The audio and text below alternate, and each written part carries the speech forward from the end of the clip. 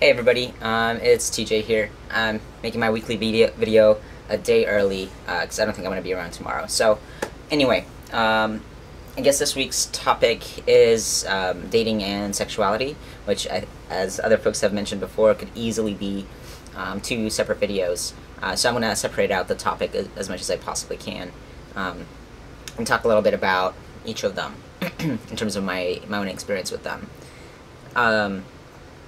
When it comes to sexuality, I it's really hard to kind of think about way back in the day because I never really had the experience of being in a setting where I could talk about this stuff any bit openly.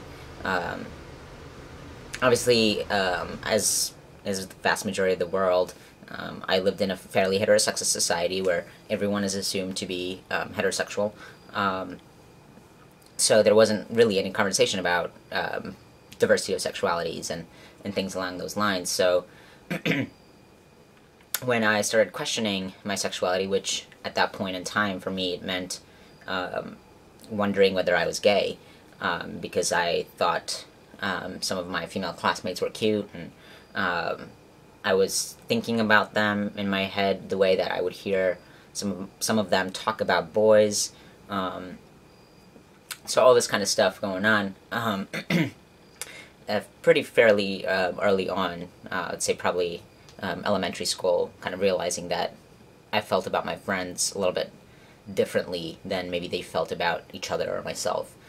Um, so I that that process of questioning my sexuality and having these thoughts actually was much longer of a time frame than once I started questioning my gender, which was later, but kind of the processing of that happened a little bit faster, probably because I had folks around me that I could process that stuff with, and that I could talk openly with. So because I didn't have that when it came to sexuality, it took a while longer.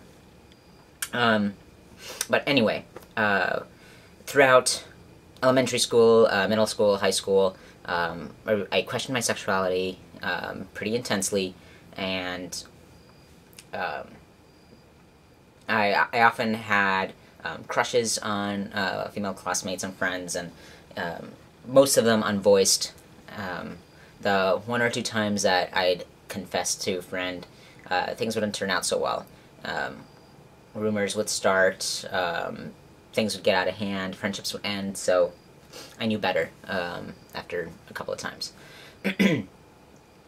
Once I started college, I realized that there were such things as student organizations where people would come together to actually talk about this stuff, or to just kind of meet other people that were questioning sexuality, or identified as anything other than heterosexual, etc., or allies and so on. So I started getting involved. It was truly a foreign concept for me that people would create organizations around identities in terms of sexuality.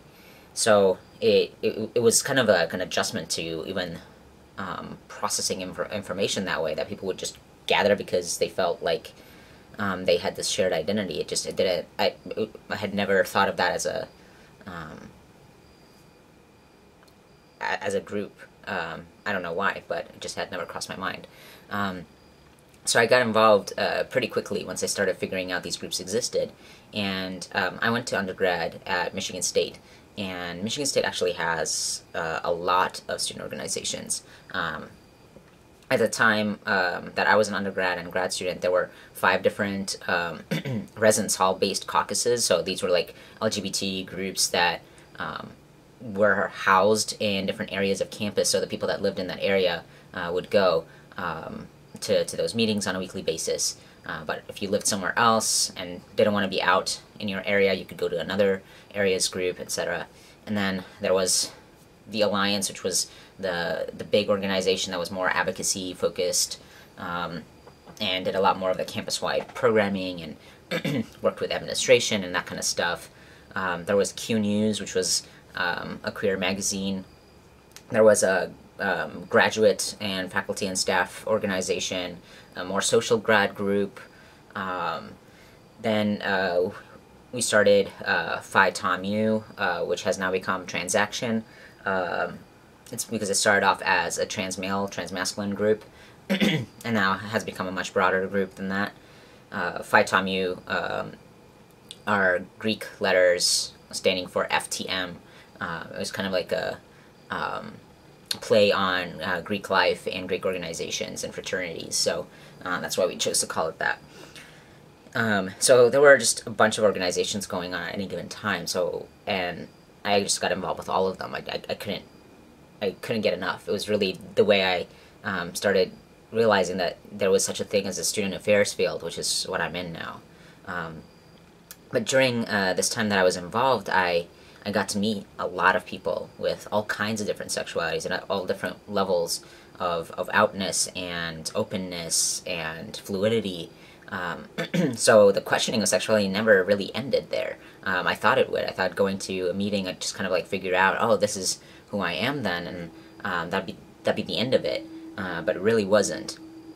Initially, I came out as bi, as a female, but as bi, and that's how I saw myself. And then later, that I fluided out into a lesbian identity, much more of a lesbian identity. But you know, those words were still kind of not super making sense. So you know, when I started identifying as genderqueer and as a trans guy, like things were starting to mesh a little bit better in terms of sexuality, because now they matched my gender a little bit more.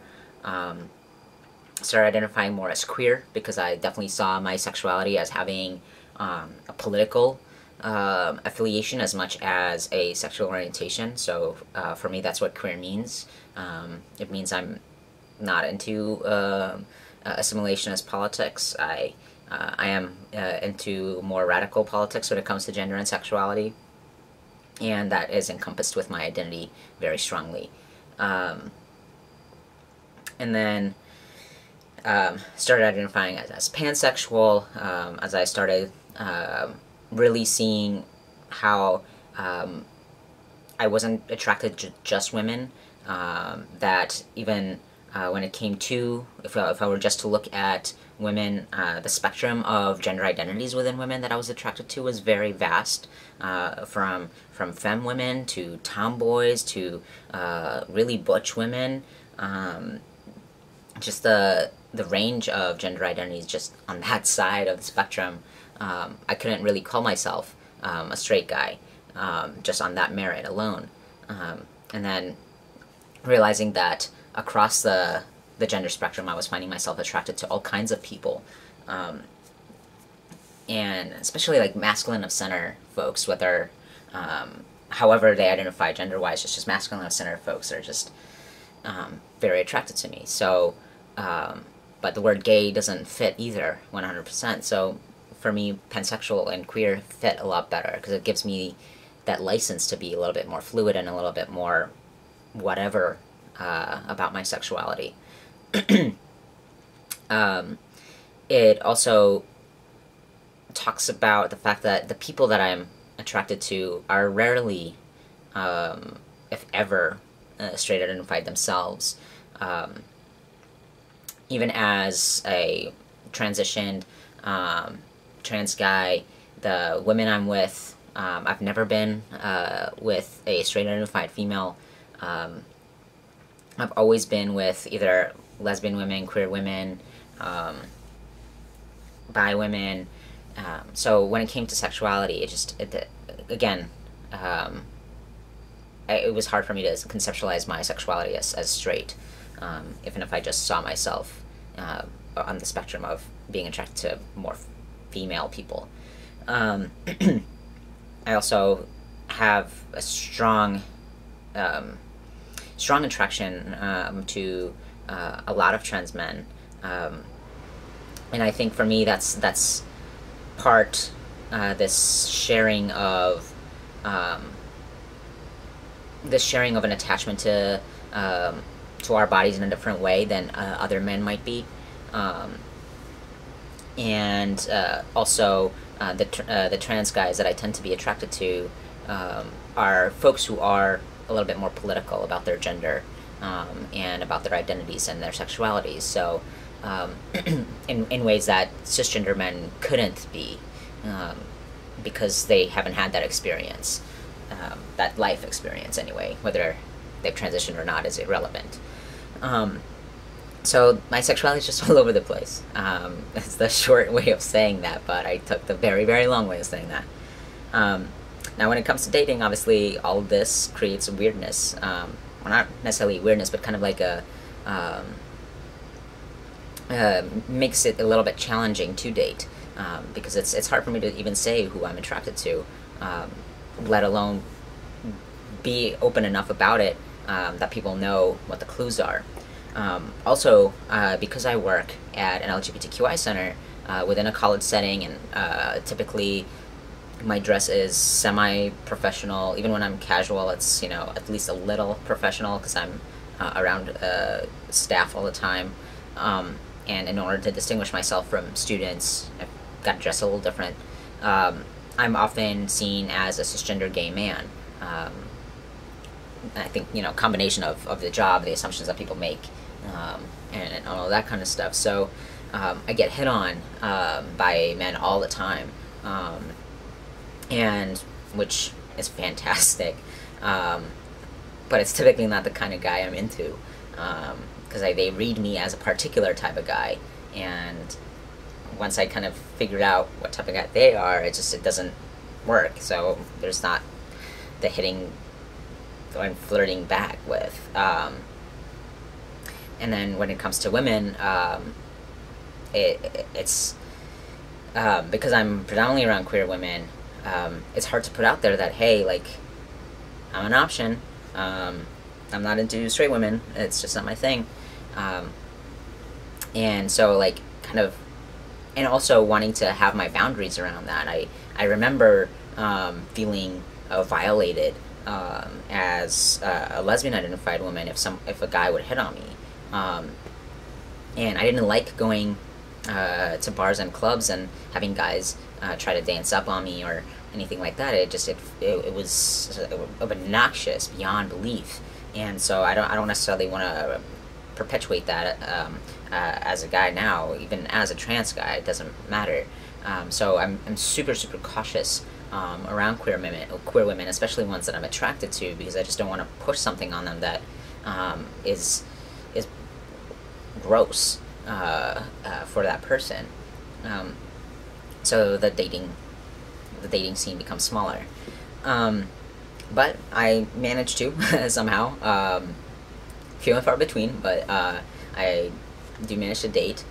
I'm not gonna share the story of my first date, because that's a little embarrassing. But anyway, I had been not seeing anybody for the last 15 months since I moved to Nashville. It's definitely not a queer scene here.